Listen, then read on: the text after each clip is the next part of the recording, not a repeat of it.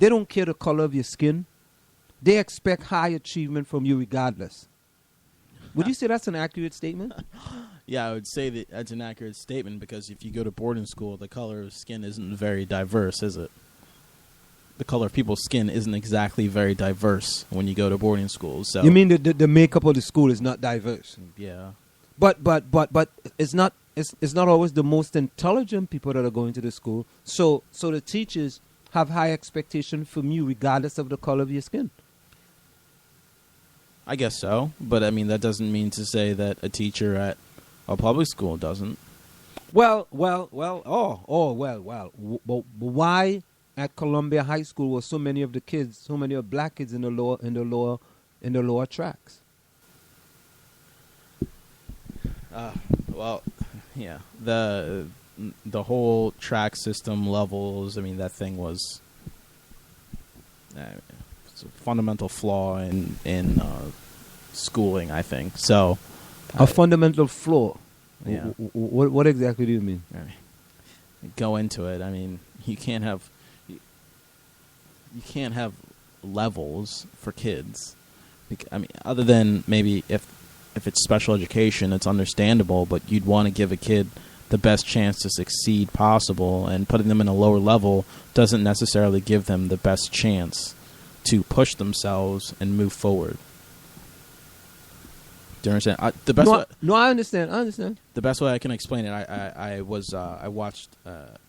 I like to read little things here and there about analogies of the people who become affluent in society or people who become rich in society. And there's a social experiment done. I like reading about social experiments as well. And the teacher had all the students sit just right where they were. There's 5 rows of students, and he put a recycling bin down in the front of the room, and he told the class, "All right, class, we're doing a social experiment. Everybody ball up a piece of paper, and the goal is to throw the paper inside of the recycling bin. Mm-hmm. Whoever throws the ball inside of the recycling bin successfully gets an A. Mm-hmm. Gets an A for this test, 100%. Mm-hmm. Obviously, the kids in the front, no problem, threw it right in, no problem. Kids in the second row, a little bit harder. Kids in the fourth row are complaining. Mm-hmm. Well, this is really hard. How are we ever supposed to throw this thing in there? I want an A, but I'm so far back. I can barely see it. Okay. So what that means to say is that the kids in the far back in the fourth row, even though they might have wanted to succeed, they might have been troubled a little bit. Who knows what they might not have even been as brilliant as the kids in the front row. Mm-hmm. They still have a harder chance of getting that A than those people in the front. Mm-hmm. I thought that was really interesting. Something to think about. No, that's very interesting. In that, what that tells you is that, right, depends on where you are. It's much, and the people in the front row don't really realize. I guess it speaks to privilege as well. Mm-hmm. So the people in the front row don't really realize how easy they have it because they're right there. I mean, they don't recognize what it would feel like to be in the fourth row because they're not in the fourth row; they're in the first row. Mm-hmm. So, I guess how that can now cross over to the levels is that the people in the second or third level might have a harder chance of succeeding, but the people in the fourth level or the highest level have the best chance of succeeding, but they might not even recognize that those people in the second and third levels have such a harder chance of succeeding, but they're not worried about that. Mm-hmm. They're going to be fine. And most of them were fine. And you raise a very valid point. And I always said that the kids in the fifth level and the fourth level and the AP classes, those kids are going to succeed anyway. It doesn't matter where you put those kids. Sure. They are going to succeed anyway. But the kids that you put down on level 3, level 2, and level 1, right? They're the kids that need the best teachers. Yeah. They need the best teachers. They need the best of the best in order for them to succeed. Because to me, it appears that by putting you down on those levels, you have already been written off. And I don't know, have they gotten rid of the level system since? No, it's still in the place. level system is still in place. Yeah, well, I mean, if you look at, I have friends who were in lower levels than I was, and I mean, because you're in a lower level doesn't mean you're not smart. There are some kids who are in lower levels who are brilliant, who are actually very, very smart individuals. Yep. Being good at school, firstly, if I may, it has a good bit to do with how smart you are. But it also has a lot to do with your surroundings, your work ethic, how you feel about school, who you hang out with. Mm-hmm. A lot of people who are in the fourth level, usually higher levels, usually hung out together. Right. A lot of people who, and this was from my experience when I was in school, mm-hmm. in Columbia in the level system, so they usually all group together. Mm-hmm. You're in the same classes all the time. You're hanging out all the time. Those are your friends. Mm-hmm. So, I mean, it creates a culture, and when you're in these lower levels, it's almost like you don't care as much. I don't know what it is. I experienced one time a lower level, and remember when they wanted to put you on in level 3? Yeah. What was that experience like for that short time? It's like from going to level 4 and being in level 3, the difference in the instruction, just the difference. It was definitely different. It was definitely different. The teacher went a bit slower. Definitely went a bit slower. Went a bit slower. Definitely treated the kids more as kids than as, I guess, people who really seemed like they cared. Mm-hmm. I mean, you had kids who acted out in class, but I mean, you know. But that didn't mean to say they didn't want to learn. Yeah, it's. But and the thing about it is hard. that I talked about this, and they wanted to put you down on a level because one of the teachers said that you were cheating or something. One of the teachers said that you were cheating in class, and you weren't really cheating. You were talking to a kid. But it's just that, why would you want to take a person from a high level to put them down in a lower level because of something happening in the class and had nothing to do with their schoolwork? Yeah, but I mean, yeah. But anyways, yeah. Back to this kid and his possession of the weapon. I think that this is some. But you see, Malcolm, I think you don't wanna talk about that level and stuff. But I think in a community like this in South Orange Maplewood, it's important that there is a discussion about it, because I always used to ask myself the question that are most of the black kids in this community unintelligent? And then there was a program called the Gifted and Talented, and the Gifted and Talented program was almost the same thing. It wasn't a program. It was more predominantly. It's not that question. Okay, listen. Here's the honest truth. If you want the honest truth, here's the honest truth. It's not. Listen, culture, your society, whether people like to believe it or not, more times than not, you are a product of your environment.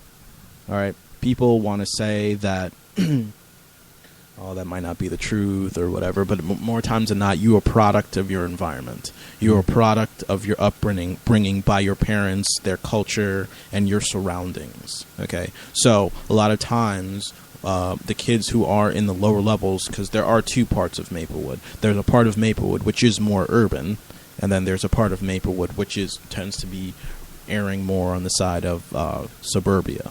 So a lot of kids who are black live on one side of Maplewood, and a lot of kids who are not black live on the other side of Maplewood. And I always thought that was very funny how at the end of school it's kind of like everyone went their separate ways, you know. But the culture that was created a lot, I think, put kids in those positions, and kids want to do well. I mean, we see kids who do well, even though they might be against the odds or whatever you want to call it. But I mean, majority of the kids who are in the lower levels are minorities. But that's the point. And to me, that doesn't mean to say that all of those kids want to do bad.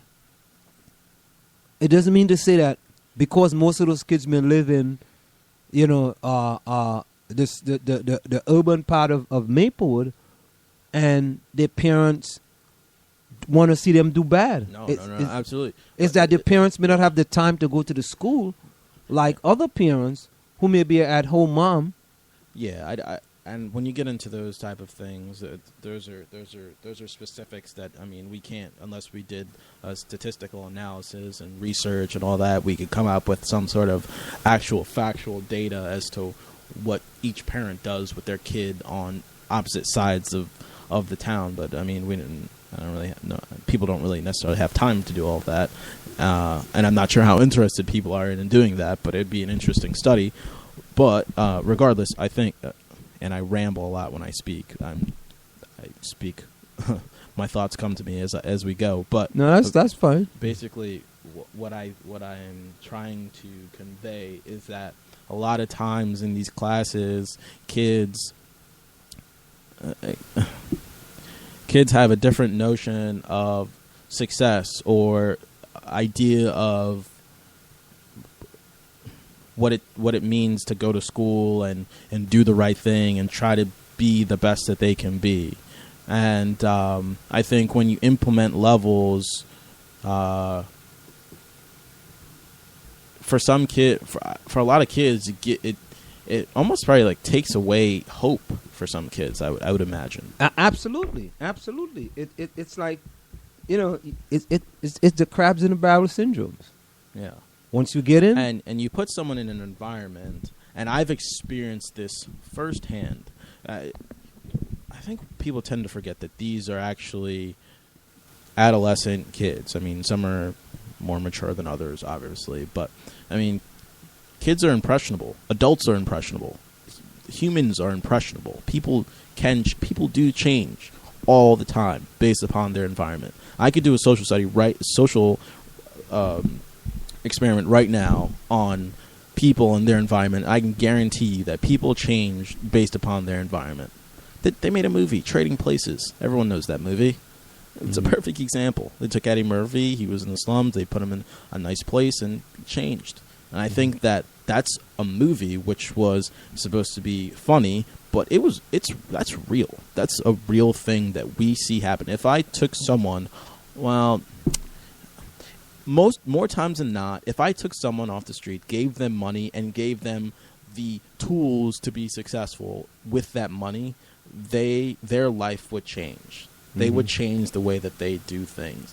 If you take someone who maybe not be the brightest, but you give them the tools to be as successful as possible, I'm sure that even though they might give you backlash, even though they might give you a hard time, in the end, they're going to see that you have their best interest in heart, and they're going to put their best foot forward. If you take a kid who's like that, who's probably going to be more of a rebellious against you trying to make them successful because you might see something in them, and you put them in a lower level where it's clear to them, and it's not as if they don't know that they're in a lower level. They know that they're in a lower level. If it says on your sheet that you're in level 2 and you know there's 4 levels, you're looking at yourself like, what's going on here? So I feel that it's a very tough topic, and it really goes into you have to go farther. You have to go into the psyche of a kid to see what exactly is going on there. So I'm not really sure. So I'm not really sure what exactly to say on that. But you know something? I always say that to me is that you have two different type of environment. You have You have the environment of the public school. Then you have the environment